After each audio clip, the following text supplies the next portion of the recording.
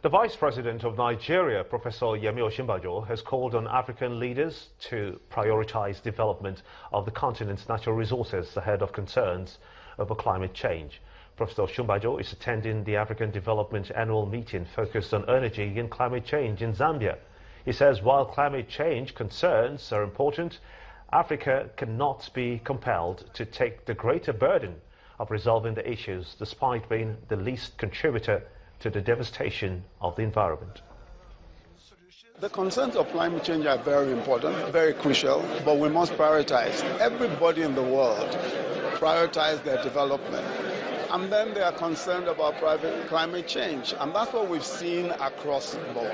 And that's why you find that climate finance, we're told, for example, there's 100 billion somewhere that's supposed to come to African countries for climate finance so that we can de-emphasize, fossil fuel and some of the more climate unfriendly options.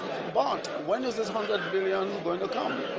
Before this 100 billion comes and we can get and process cleaner technology, we have development concerns. We have extreme poverty. We have hundreds of thousands of people dying every day in various parts of Africa. So for us, development must come first.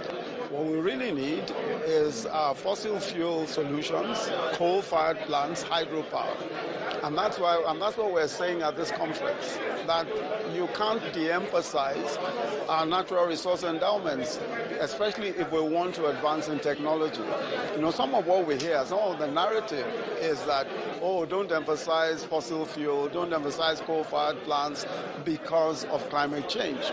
And we're saying that we must prioritize our development. We must prioritize development because otherwise poverty kills anyway. Poverty is killing, extreme poverty is killing hundreds of thousands of people, just as climate change will.